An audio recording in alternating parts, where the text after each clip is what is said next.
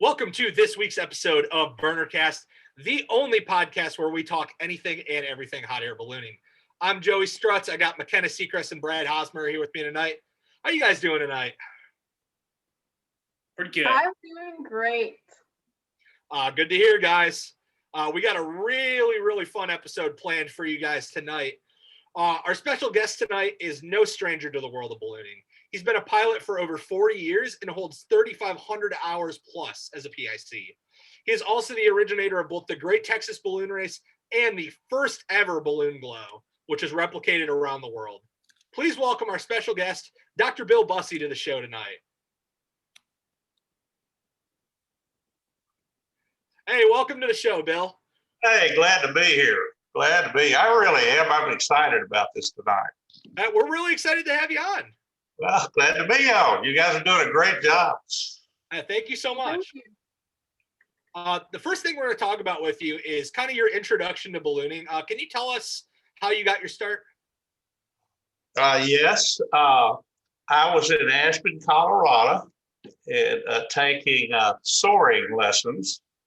And I happened to walk up to the rugby field, and there were two hot air balloons. I had never heard of a hot air balloon, but I saw it. I learned from the pictures I took of it that it was Chauncey Dunn and someone else. And I sat down for about 2 hours. They were tethered, not very many people, but they were going up and down a little bit. And I decided I wanted one of those because I love aviation. You know, I fix wing, et cetera. And I thought, well, I can get me a fish cooker and I can figure out how to, you know, those look like the gores. What I know are gores now. I figured I could slice that thing up a little bit and sew it together, get me some lady to sew it together. I'd get me a basket from the laundry and I'd have me a hot air balloon. That's what I thought it was, a hot air balloon. So I didn't know anything about a valve. I didn't know anything about anything. But that's how I got started. But I came home and I got a ride April 1st on April Fool in a Picard Stretch 6 at 1:30 in the afternoon. I had me, a pilot who'd probably go 200 pounds, and the center for for Texas A&M football team. So he'd go about 260, and we're in a Stretch 6 at 1:30 in the afternoon. And the pilot was scared to death, you know, and I could tell that. But I thought it was wonderful. And we lifted off, went right into a tree, broke the limb off.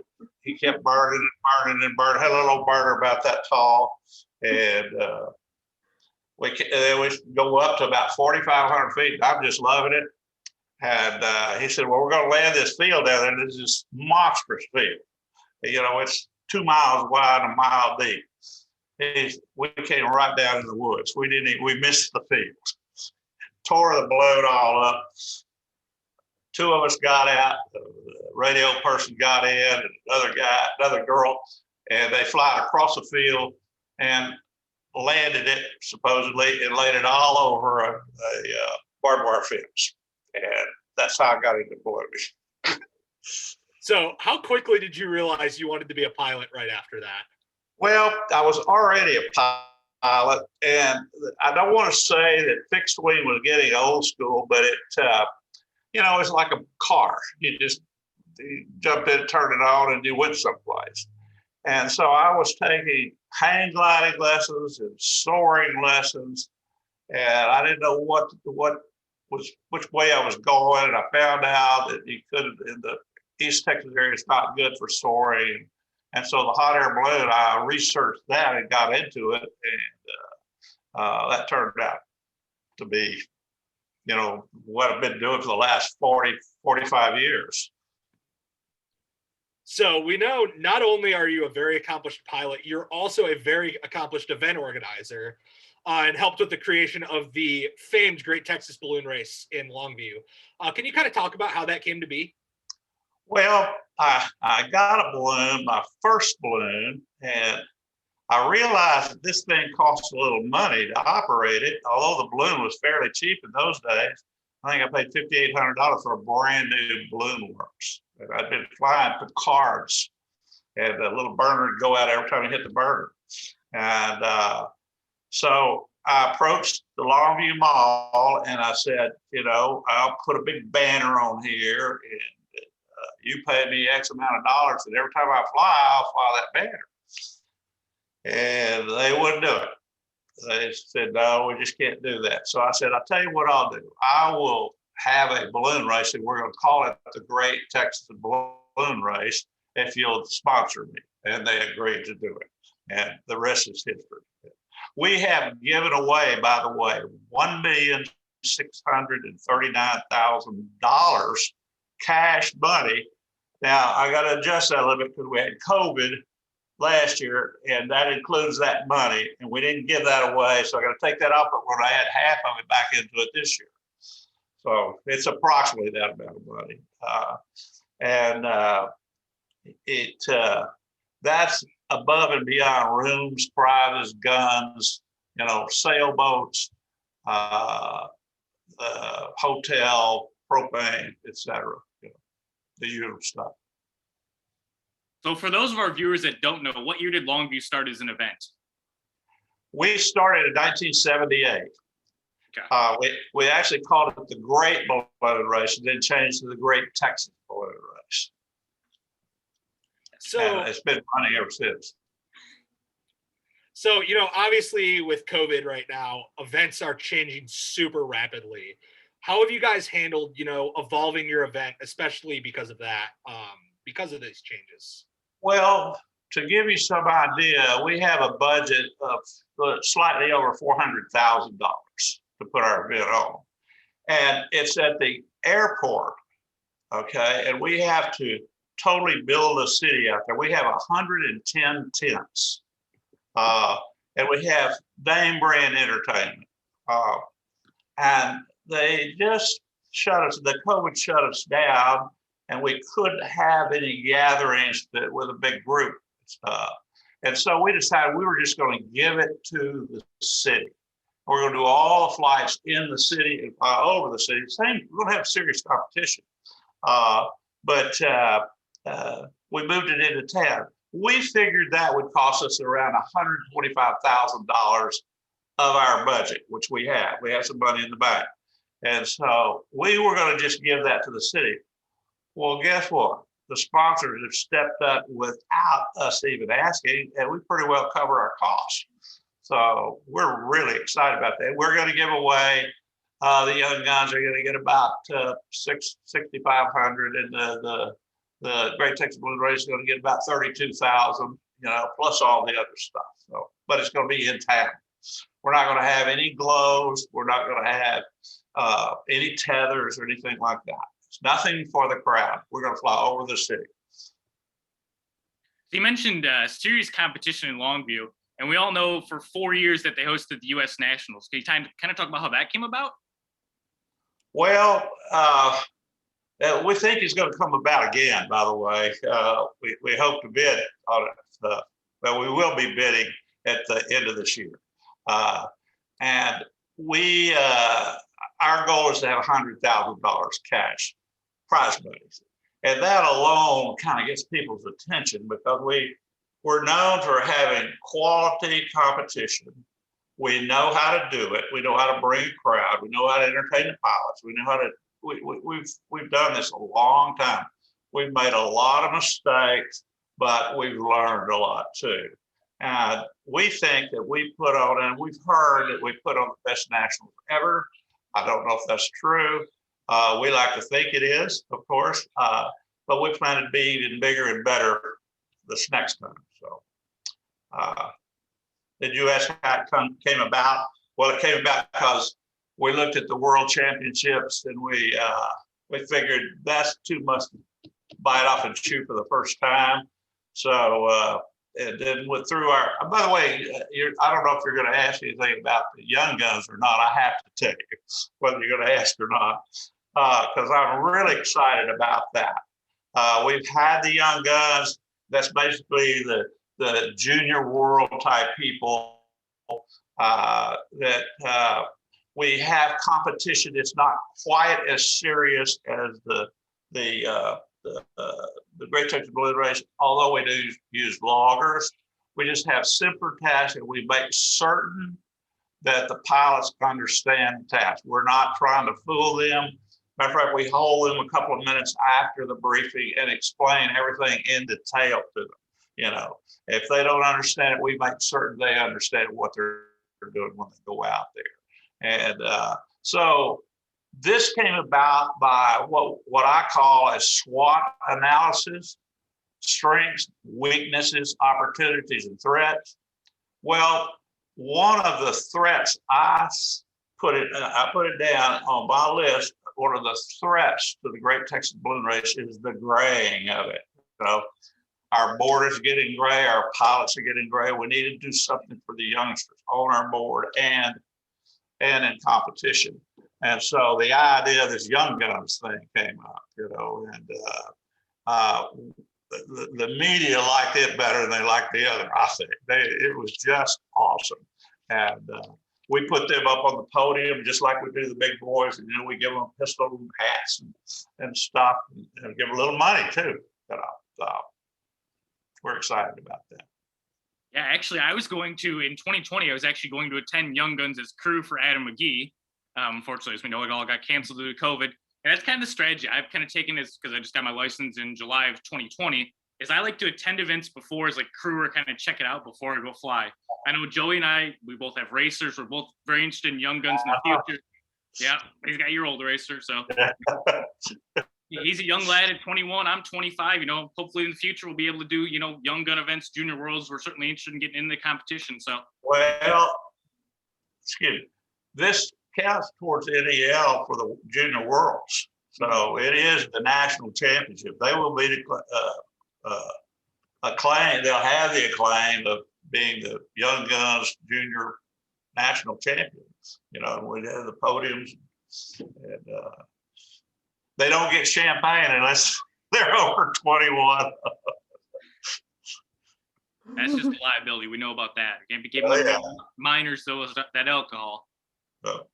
So what really makes the Young Guns stand out in your eyes? So, I mean, you've been around Blake for a while. You were on Cam for a while. I mean, you got two whale of pilots that I assume are going to represent American World Championships in the years to come, and the way they're looking. I mean, what makes them stand out, and what makes you so passionate about them? Well, what I mentioned, the SWOT analysis, I truly think that the cost of balloons, the cost of travel, and the fact that there's about 15 serious competitors who truly understand the art of ballooning and the electronics that go with it, okay? The younger people understand the electronics, they just don't have the history of and the wisdom of the mistakes of flying for many years. They just started flying. And I think they need to go to events where they're not intimidated by the big boys, so to speak, and girls, because they're awfully good also. I think that the Young Guns are our future, and they are our future, and they need to learn the art right now, not 10 years of learning. You know, they will get that, but you know, when I started, it was literally, you know, put your finger up and check the wind. You had a compass and a pencil and a map. That was it. You know, no one had ever heard. They didn't have GPS, you know. And so now you have to have all this electronics, and I don't even understand it. I have to get Blake to explain it to me. And, you know, we combine that with the wisdom. Like, you know, I'm training another person right now who's young, 32 years old, a girl, a female, flies a jet pilot. She has a job flying a jet. And so she's loving ballooning. I think she's going to be an excellent pilot, hot air pilot, once she gets more training. That's awesome. I would love to fly Young Guns someday. And I think I know the pilot you're talking about, and that is pretty exciting to get more people in. So one of your many claims to fame is creating the first ever balloon glow called the Balloonation. So can you tell us how you got the idea for that? Yeah, I'll tell you about it. It wasn't called Balloonation. Balloonation. It was called Balloon Glow. It was 1980, and I was the balloonmeister. And this lady came up, and she was late, and she said, "Well, where are the balloons?" I said, "Well, there they go, ma'am. They're way off in the distance." Well, "Are they going to come back?" I said, "No, ma'am. They go with the wind. The wind goes out there, and they have to go with the wind." He said, "Well, you ought to bring them back."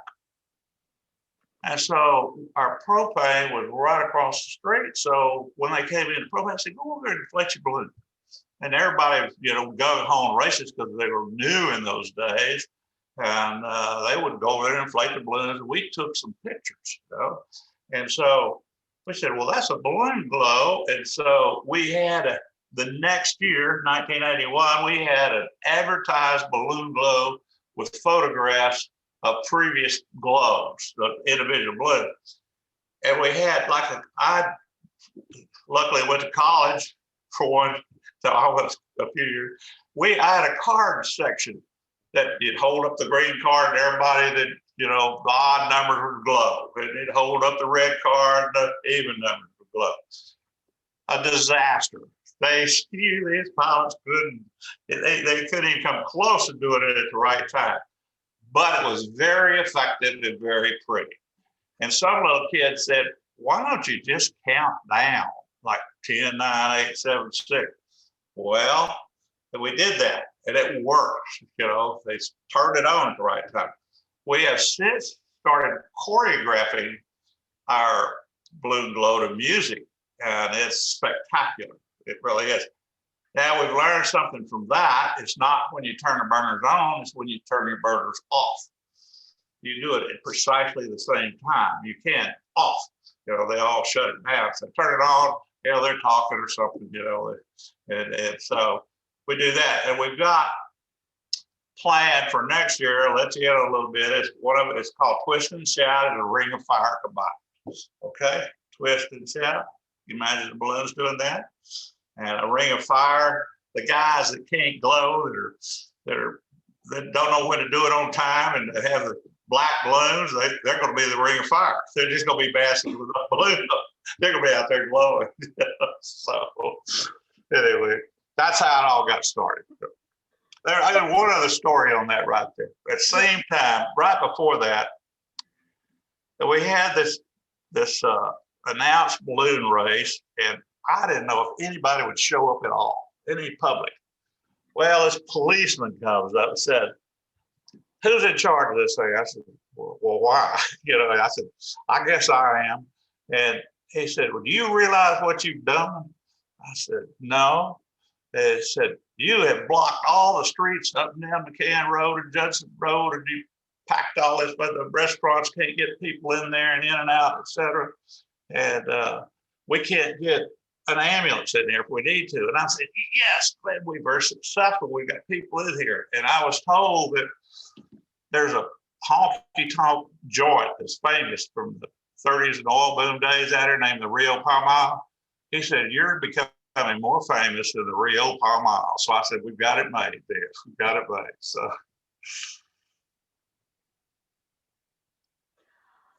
moving on, we know you had the opportunity to tour with multiple corporate balloons, especially for Stroh's beer. So do you want to tell us about some of your experiences with that?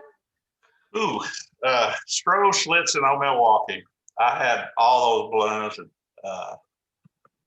I was their corporate pilot. I hired other pilots to help me. Sometimes we'd have three in the air at the same time. But for 18 years, and it was wonderful. Put my kids through college on that stuff. So it was great. I cannot tell you how great it really was. It's kind of like a cool pro tour. You hear things about that. We can't ever go back and do what we used to do. You just can't do it. And we sold the idea as a traveling billboard. And the real deal is people can drive down the interstate and they say, you could interview them, you could ask them and said, did you see any billboards? They said, well, yes. How many did you see? Oh, about 20. Well, what was on them? I don't know.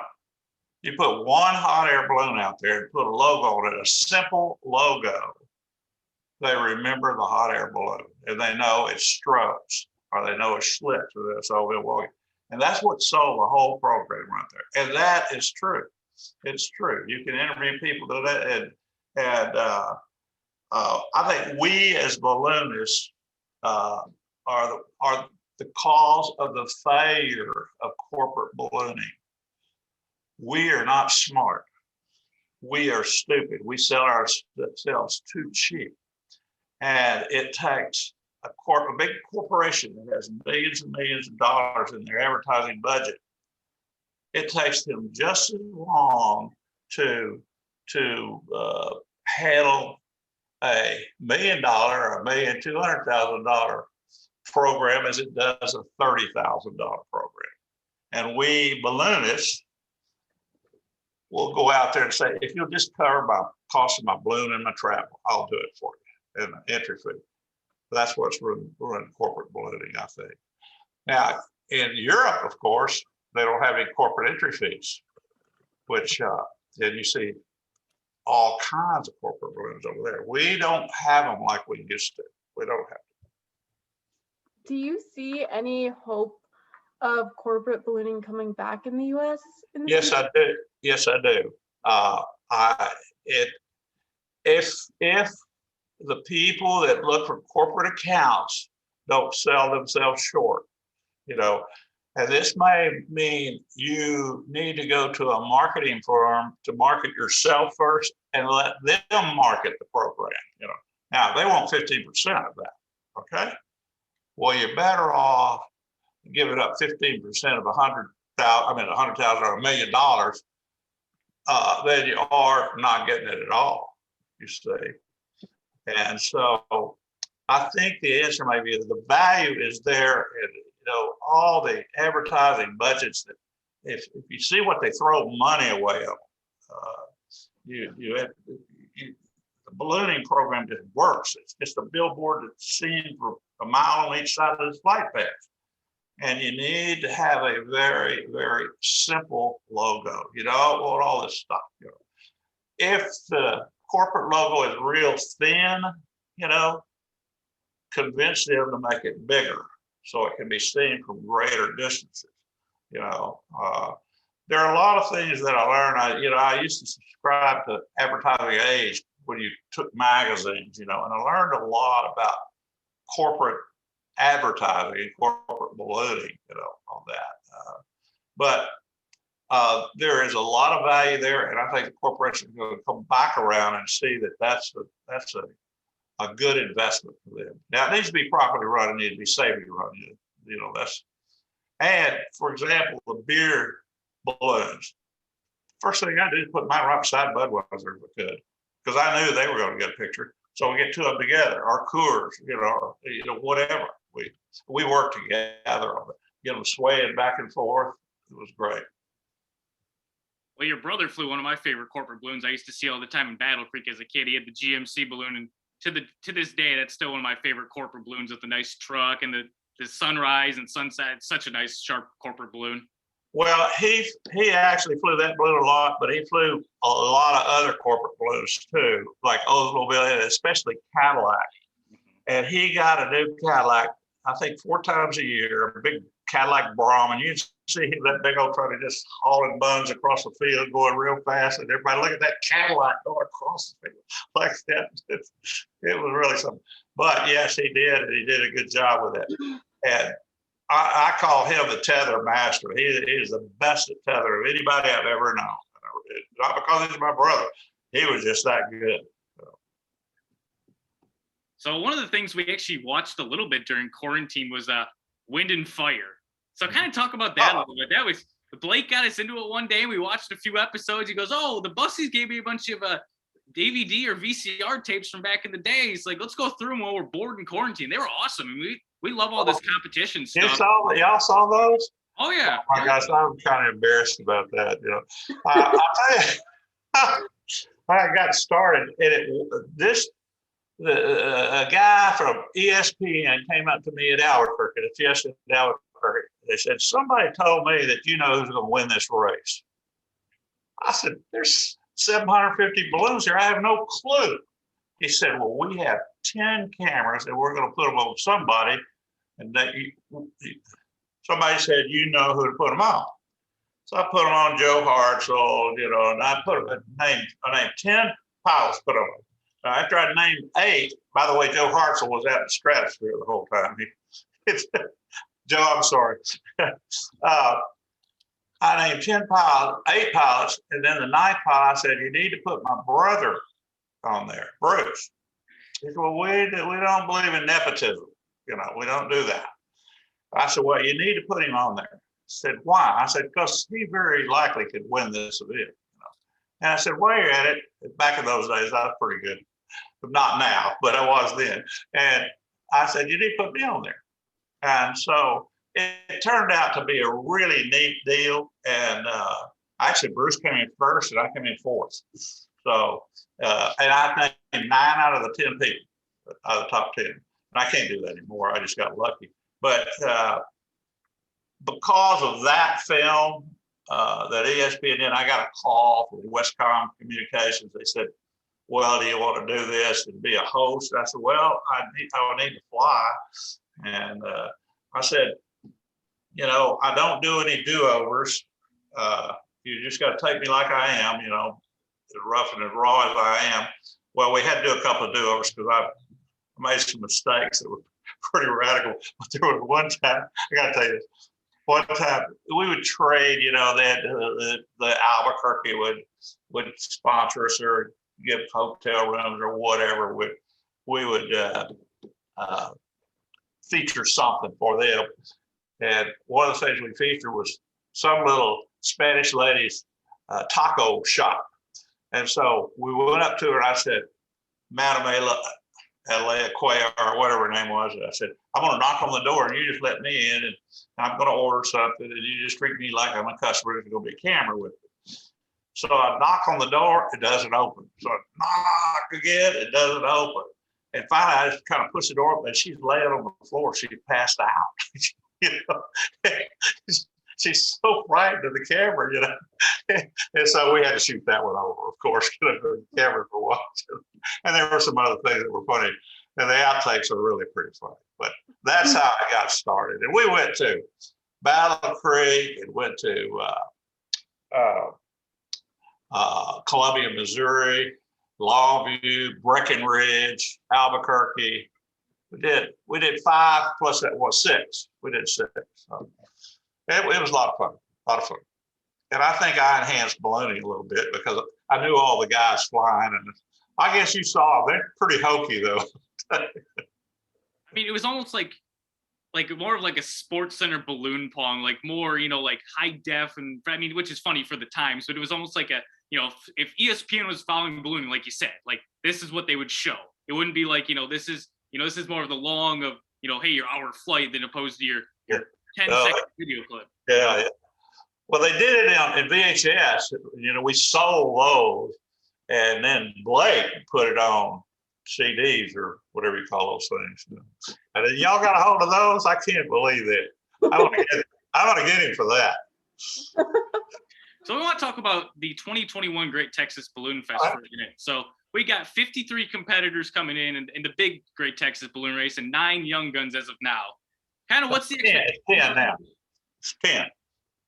10? We got one more coming? Oh, one more. Yeah, nice. So this is going to be one of the big events for the first time in, quite a while. It's going to be a big prep for a lot of guys from nationals and those guys that are coming, for Battle Creek a little later in the year, I'm sure. So what's kind of the expectations for the event this year? I'm sure it's going to run smooth. I'm sure going to be a lot of baggies thrown. What's the expectations? Well, we are going to throw a lot of baggies and we're going to have a lot of tasks. And Sam Parks will be our championship director. He's taking the place of the late, great Jim Burke. And Sam will do a wonderful job. He's already been here and he's ready for next week. And we're going to have, it's going to be quite challenging. Every pilot will be carrying a Dakota logger. And the pilots who want to carry the international logger will carry them. And they will be required the next year. And this of course counts, this is a sanctioned event. It counts towards the NEL and the nationals for, let's see, it'd be 2022 nationals, the NEL for that. And the pilots like it. I seem to get a lot of the guys that really compete well, you know, and they're all here, the Donners and the Petrons and the Hartzels and the Havens and Joe Zavada and Sean Ray, they all come in. So, and so with that group and caliber of pilots, we're able to run some pretty serious tasks, you know. Now the young guns will run serious tasks. They'll just be a little more liberal, you know. It won't be as refined, let's say. And for example, we may run, say, a 5-part task, and as a matter of fact, we will. And the young guns may run the first 3, you see, or they may run 1, 2, and 5, or something like that. I don't know whatever Sam says, but you know, I've told him that, you know, here's the map. I took him around all the targets. Here's the ones that you pick some other targets. He may do a 3D target. You know, who knows? I don't know what he's going to do. You know, but it will be a good race. We have good weather. And by the way, I did it's kind of interesting. I think all the events need to do this. You need to do a weather study, and you can do a historical weather study. I did a 41-year history of weather in June. For June, I think I selected the date of June the 19th at 8 a.m. You know, it's not a forecast wind. It is a history of what the wind really was, you know. And so I found out wind direction, the average wind direction, you know. I found out the average temperature, which we moved from July to June. And it's going to be cooler, less moisture, lower wind. And is quite steering. We're known for good steering down here, you know. Usually you have a minimum of 45 degrees, but most of the time you have about 90 degrees steering. You know? And so it calls for good competition. Yeah. So the last 3 Great Texas champions have been kind of a surprise with Steve Wilkinson, Gary Cass, and Bill Baker. Not a Donner, not a Petrin, you know, not guys you normally see at the top of the charts, typically. So it's not out of the realm of possibility that you could maybe win Great Texas Balloon Race. Well, I never have. I've come in 3rd. It's the best I've ever done. That was many years ago. Last year, the year you're talking about, the old dogs just beat the pants off the young dogs, and we like that. I came in 2nd for the Texas Championship. And Baker came in 1st because he's from Texas. He also won it, you know. But we did have a lot of the older guys, and you know, sometimes a little wisdom helps out of these things, you know. So the older guys are beginning to do a little better. However, the Donners and the Hartzels and the Petrons and Joe, they dominate this event, you know. Joe can't beat his son, and I say he can't beat anybody. You know, I've always known Joe. He struggled so hard here, and you know, Joe's one of the best. He and Comstock have 6 national championships apiece, and Joe, I think, has 2 world championships. You know, excellent knowledge, excellent knowledge. So if you weren't going to pick yourself to win, who's your pick to win then?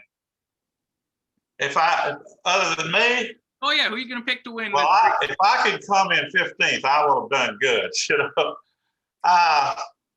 you know, that's hard to pick. Actually, Lucas Hartzell is really hot. He is good. And he has less experience than Joe or Rhett. But Gary Haven is coming on strong. He may be a surprise winner there. But I would have to pick Joe Zavada, or I'd pick Petrin. I'd have to pick. I'm gonna go with Rhett. One of the Donna Chases.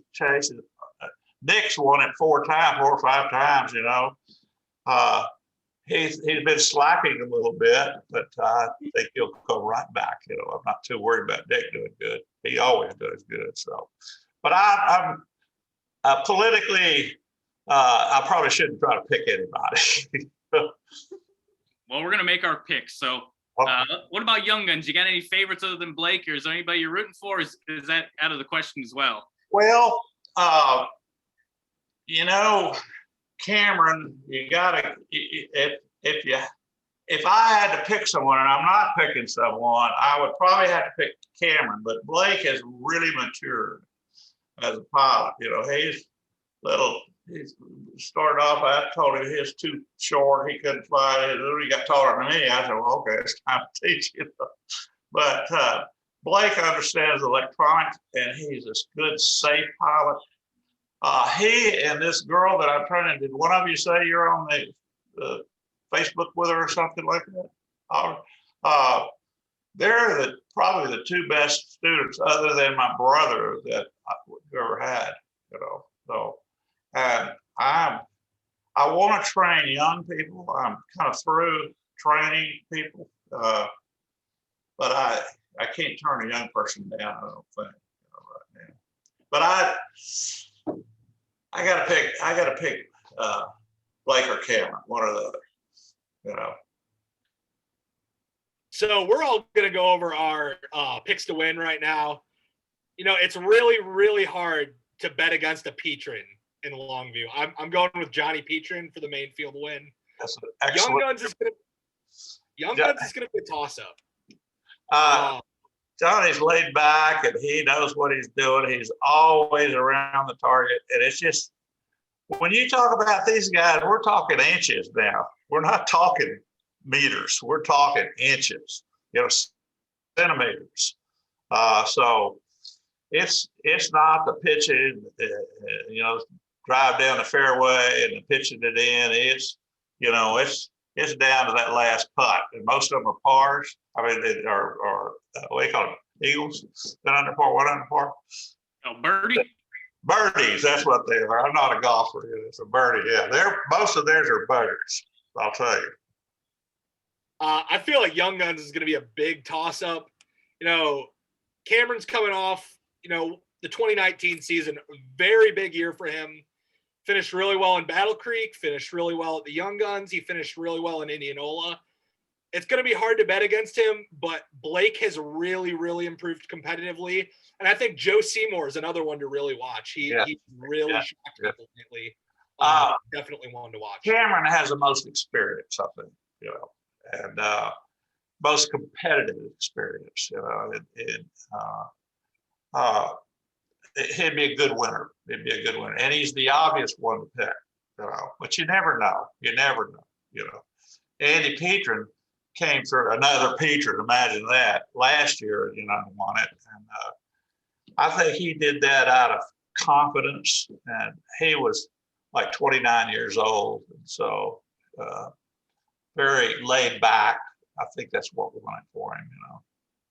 So. All right, so my picks for this year, I'm going old guy again. I'm going Al Nels to win the 20. Al Nels. Yeah, I forgot about Al and Andrew both are coming. Yeah. And that would be an excellent choice, because if Al can do it, I can do it. And I'd like to see Al do really well. I really would. And Al has won the national championship a few times himself. An outstanding pilot, always has been, but he's getting better.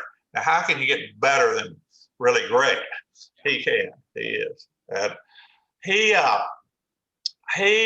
really knows the electronic part of it too, you know. And of course, he's got that flying part down for sure. So that's an excellent choice right there, Al Nels. You know, he may surprise some people. You know, I think that he's on his way back up.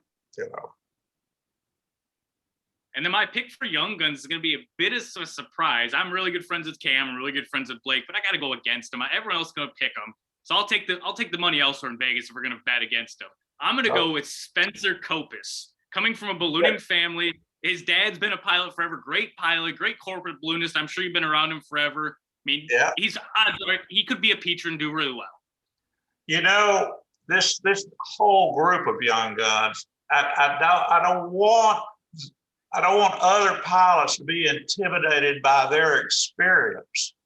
They're gaining experience, which is going to help them in the long run. You know, they're already wanting to move over. If you finish on the podium, you get an automatic choice of going to the Great Texas Balloon Racing next year. It is your choice. It is first, second, or third. So that's a real incentive because, you know, not this year, but last place pays $600. Last place, the Great Texas Balloon. So there's a reason to move over, but man, those guys get a lot of attention. I'm so proud of the young guys, and the media, they just walk by everybody else and go to the young guys. So that's who they want to interview. So I'm excited about that. And then I don't follow competitions like these guys do, or like focus on who's gonna win. But I'll nominate you, Dr. Bussey, to win. Well, bless you. I'll nominate you. I'll be right. I'll give you half the money. That's the deal. Hey, you live in Oregon? I live in Washington State. Do you know I've climbed Mount Rainier 4 times? What? In a plane? No. You know, Wait, up the ice. Up the ice. You climbed it? Yeah. Oh, wow. Yeah. 4 times? That's impressive. Yeah, I failed 1 time. So the first time, I didn't make it all the way to the top. But that's pretty cool. Yeah, it is. I like that. Oh. Cool. And then I'd probably nominate Cameron as well for Young Guns. And then kind of moving on from that topic, do you have any favorite, like, interesting ballooning memories that you would want to share? I have something interesting. Just in general. What I want to do in the future? I didn't understand your question. Do you have any, like, interesting or favorite ballooning memories? Oh, gosh. Yes, I've got a lot of balloon memories, but I'll tell you, you want my favorite time in ballooning? My favorite thing, it would be, if you want to know the truth, is when you fly overnight in the cold and you're alone, you're a little bit frightened, and you see that sun coming up. That's my favorite memory. I mean, I love that feeling. And you can't share it. It's almost like you get a lump in your throat, you know, and oh my gosh, this is gorgeous. It is so wonderful that I made it through the night, you know, and I like that. So probably my greatest memories are, I've got so many of those, but the cool Pro Tour days. And, you know, I recall one time, and I think it was either New York or Louisville, one or the other. We were sitting around as a group of us who were through flying, and we had bottles of champagne, and we were trying to pop the tops off and hit the fire alarm. Well, Jim Burke hit it, and the water starts coming down. That was pretty good. There's some other things too, but there's too many. There's too many of them. That sun coming up though gets my attention. And then, do you have any future plans or goals in ballooning? I want to see the sun come up one more time on another flight. That's a good one. If that tells you anything. And I don't know whether I can do it. It's a record. It's doable. I look at other records and see if I did things a little differently, and can I exceed this record? And yeah, they're out there. It can be done. You know, all the records I have, I had a lot of fuel left when I had to land. So, and I think I could do some of them over and not run into bad weather or run into the ocean or something like that. These guys that fly across the ocean, they're my heroes. So the last thing is what we're going to go into is both of our panelist questions and our fan questions. We had fans send in questions to ask you, and then we've got 5 that we ask every guest that comes on the show. So our first one comes from your buddy Blake. Oh gosh. We've asked every single guest this question so far. We're keeping a tally. Do you have a favorite Marvel Comics movie? Have a what? A favorite movie from Marvel, like Marvel Comics, Iron Man, Spider-Man. Can I skip to the side a little bit on that, because I'm a Tarzan fan. Tarzan and Jane and Boy and Cheetah. I don't know how he always got in quicksand. And they had comics, but I don't know if they were Marvel or not. But and he could get out with, he on a vine. He was strong. They wore a leather thing down there. And I just thought he was the coolest guy in the world. Johnny Weissmuller was his name. Tarzan. Y'all, you don't remember him? Huh? Do you remember him? Yeah. You do? Okay. Yeah. I'm gonna skip the question or move the question sideways a little bit. Sounds good. That works. Okay. All right. Do you have a go-to pre-flight meal? Yes, I do. I drink something like an instant breakfast that has 30 grams of protein, 160 calories. And they have different flavors on it, but I just can't eat when I'm getting ready to fly. So I drink that, and that keeps me from getting hungry till about 9 o'clock, 9:30 in the morning, and then I go to breakfast.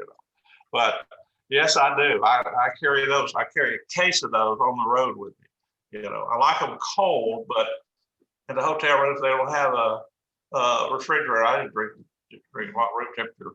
Yeah, that's an interesting question. So professional athletes will get kind of an introduction song as, they're walking out onto the court or they're walking out onto the field. If you got a walk-up song for introductions at a balloon event, what would it be? Well, I've seen that at Bristol Motor Speedway. They have the walkout song. Is that what you're talking about? Yeah. I have probably 2. Okay, and I don't know that you can combine them, but one would be "We're the Champions" by Queen. We are the champions of the world, my friend. And let's see, I can't even think of the other. Oh, the other one is I can't think of it. I'll think of it in a minute. But I like the "We're the Champions." Oh, I know what it is. Rocky. The Eye of the Tiger. Okay. I just love that song. Yeah, The Eye of the Tiger. Yeah, those 2. So if you could have lunch with one ballooning legend, past or present, who would it be? One. Okay. One? Yep. I'm going to name you a list. And, okay, if you don't mind. Present would be I like Troy Bradley's got a lot of information in his noggin up there. Troy, Bruce Comstock, Colonel Joe Kittinger. Do you know who Fyodor Kornikov is? Kornikov? Yes, I've heard the name. Okay, he is the Russian guy who flew around the world in 3 days or something solo. He is considered the most interesting man in the world, and he is to me. And I think I would like to spend some time with him. He's climbed all the big mountains and been to the North and South Pole and rode across the Pacific, sailed around the world. This guy's a real deal. I'd like to spend some time with him. Those are the ones that are alive. The deceased ones, Sid Cutter, you got to put Sid on the list there, Sid. And uh, uh,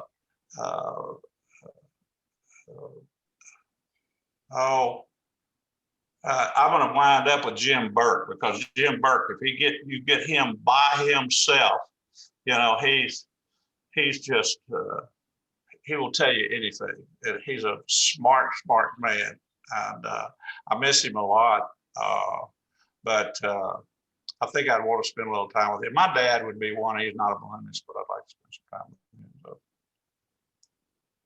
What was the first ever event you flew as a pilot? I flew in the Red River. No, the David Levitt on it, the Red River Balloon Branch up in Colorado, and I remember that I came in fourth, I believe, and I had my picture. You can barely see it. We had the boondocks, but I just love the fact that I was a magazine. But the first real race that I ran into Arch Hawkins down at Haines City, Florida, and we had a Le Mans start. You don't see those anymore, but I participated in a Le Mans start. And my first, not on a Le Mans start because I won that test, but my first test, they had a CNTE. Now that's the same thing as a fly-in, but in those days it was a circumferential navigational trajectory event. I said, what is that? They said, well, you got to go out 3 miles and you come back in here and you try to throw at this target. Well, so I tell my crew guys to make sure we go out 3 miles. Well, we go out 3 miles. Well, I came in last place. The wind went the opposite direction of the way I wanted to go. I didn't know anything about wind, and but I figured it out, and we had a Le Mans start, which I won that, and we had a Harringhound, et cetera. I won. Oh, there's another thing. I won that event, and they had a trophy that they were going to give to the winner. Probably 8 foot tall, biggest trophy I've ever seen. Never seen one bigger than this. It wouldn't even go in the airplane. I couldn't get an airplane. So the guy said he'd just send it to me. And so I come home and everybody's talking about, well, how'd you do at this event? Well, I won it. You won't believe this trophy I won. Well, I kept calling him and I said, where are you going to send that trophy? He said, any day now. You'll get it any day. Well, come to find out he'd gone bankrupt and he has sent me a trophy. He sent me a trophy. It's about that tall. It's probably worth $6.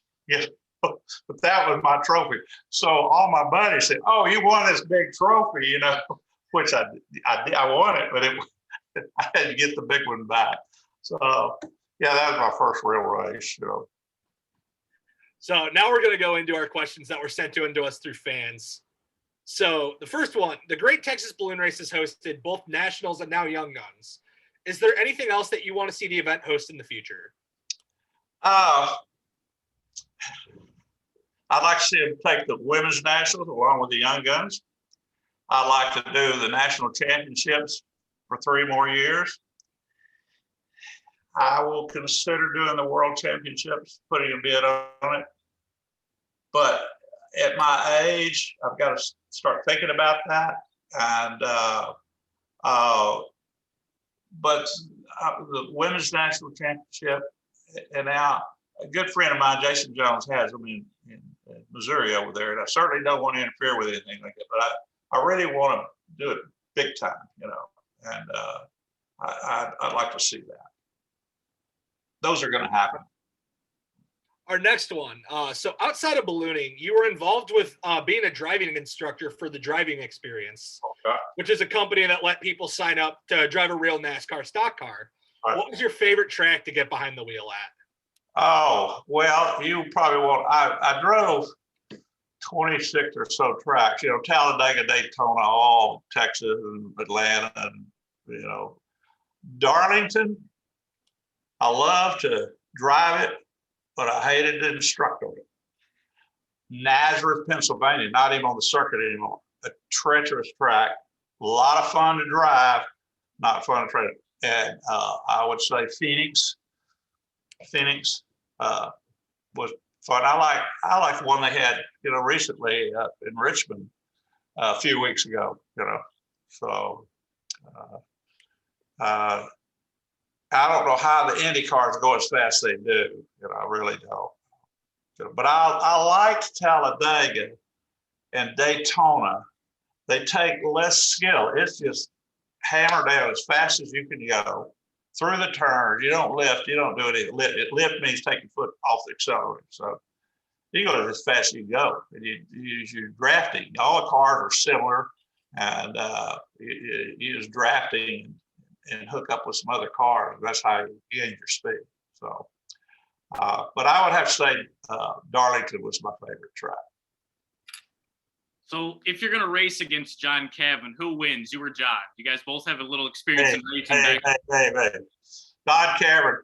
Don and I drove together at Rockingham, 19, I don't know, long time ago. I can beat John. You said John Cavan.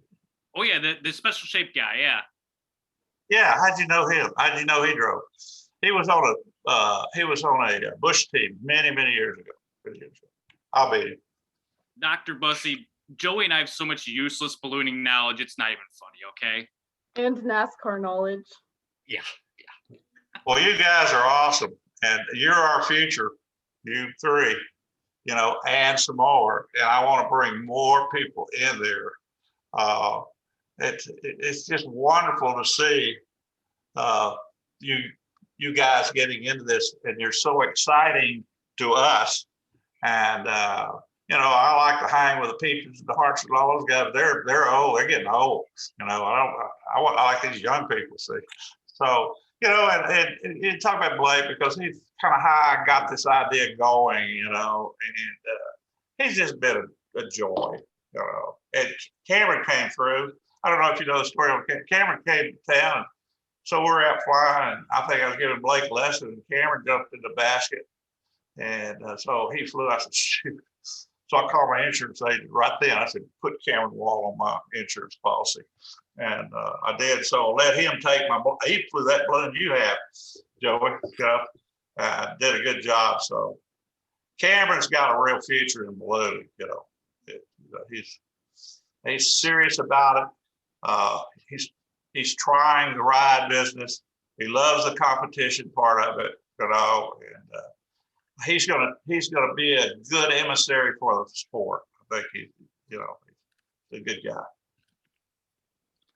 So our next question comes from Jenny Kerber. How do you think the new generations of pilots coming up are going to change competition?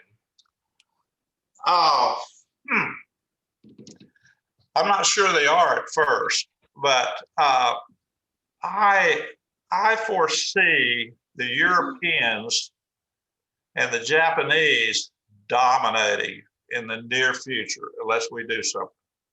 Okay?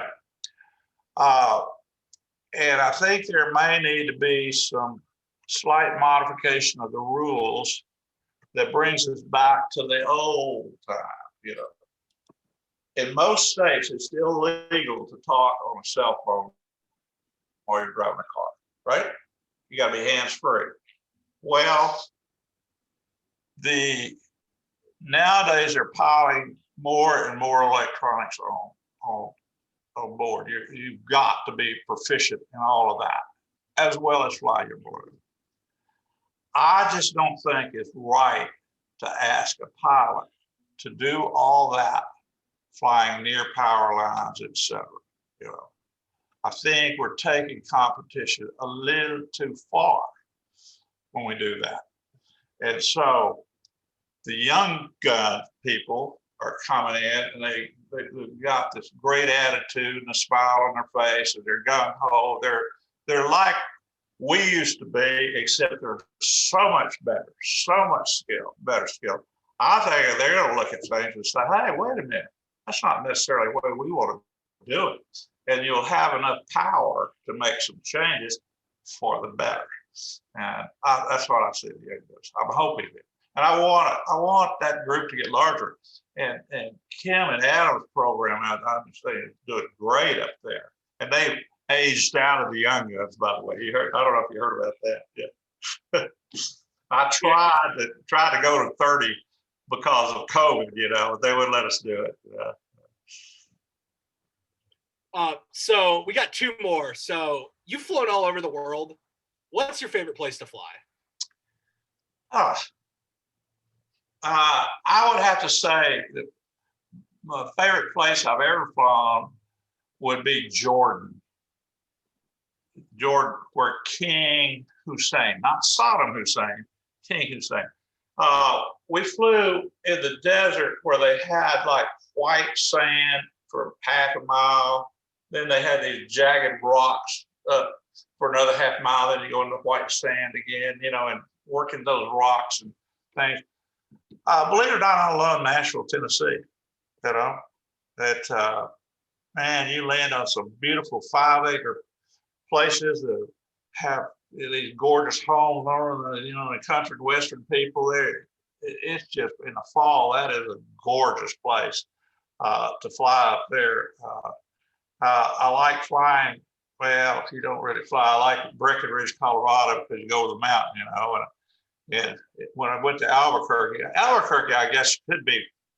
I love going out there because I get to see everybody, and the first year out there, I flew over the mountain 3 times. And then the next year I flew once, and then we had some problems out there. And so you can't do it during the fiesta, by the way, anymore. But I like Albuquerque.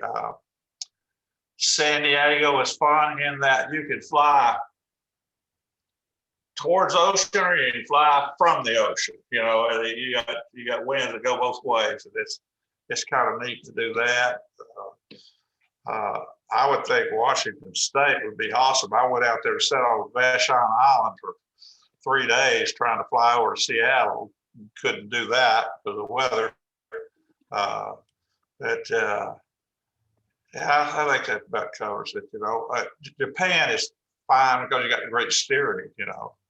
I know the first elbow I flew, it was in was in Japan. And man, I looked at that. I said, I think I can turn 90 degrees. So I sent my crew. You had to fly to Judge declare goal, and then you named a fly on event after that, and our pilot declared goal.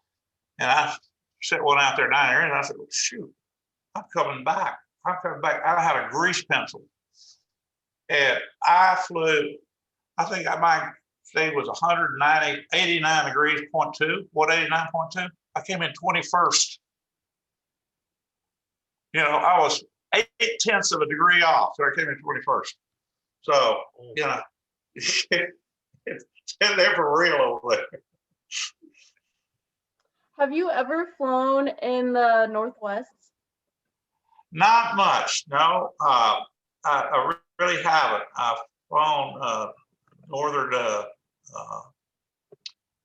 California, and I went to Washington. Oh, I flew to Portland. Oh, there's another fun story. It's on I don't know what, it was a tour, PSA Airlines sponsored it. And Sid Cutter came in, and we came in from the southeast, and they put the target right on the south bank of the Columbia River. And so I'm coming down, and I'm gonna make a left turn, about a 90-degree left turn to come into the target. And Sid Cutter's there in his little world, an AX4 or 5. And he said, Bussey, don't hit me. And I said, I'm not gonna hit you, Sid, because he's my hero. He said, oh, go ahead, I'd hit you. I said, okay. I hit him, I came in, it shot me right to the target. I won the task. But I knocked him way out in the middle of the Columbia River. The Columbia River. He didn't come back. We had to go get him in a boat, So I felt terrible. And I remember my boss had, with the same weekend, they were running the cart, which was Indy cart, but the cart, we had Jose Legarza, the Mexican driver that drove our Schaefer car. And they paid a fortune to him, didn't pay me a lot of money. And I was on the front page of the newspaper. And he came over and said, how'd you get on the front page? I I don't know, I just did. And he said, well, that's when they started really backing me. Did you mention that you wanted to fly in Seattle? Is that what I heard? No, not Seattle. I went up there to fly to Seattle. Seattle's too dense, and you can have problems flying low there. Now I learned to fly at Gray Army Airfield there, and I landed at Boeing Field up under the wing of the first 747. You couldn't do that now if you wanted. I got out, took pictures of it. Yeah. I want to fly out around Mount Rainier. Okay. So I actually fly for a company like 30 minutes from Seattle. Oh, like really? Driving distance. Yeah. Well, I need to come up there and fly sometime. Do you have to pack up wet envelopes a lot? What did you say? Sorry. Do you pack up wet a lot? No, not at all. Okay. We have beautiful flying weather in the summers. Yeah, I lived up there 2 years in Tacoma. Oh, cool. So that was a long Very time. cool. I didn't know that. So we got one more for you. We know you've flown tons of balloons. What's your favorite one that you've owned? I would say the one you got right now was one of my favorites. I had a Barnes X5 42,000 cubic foot balloon. I love that little balloon. I mean, it was a little hot rod. Now I've got a lid strand 60X, because that's the thing to do now, I guess. I think I'm going to like it a lot, but I haven't flown it enough to say it's one of my favorite balloons. But I love the Schlitz and Stroke Away Walking, not so much for the balloons, although the Stroke balloon had all the fire and it glowed well, but just because all the things that happened when I had those balloons. It's 18 years of my career, with those balloons. So that's all we got for you this time on BurnerCast. Bill, thank you again for joining us tonight. Next time, we are previewing the Battle Creek Field of Flight. We're airing the day before the event with last year's champion, Steve Mitchell, joining us on the show. We'll see you next time on BurnerCast.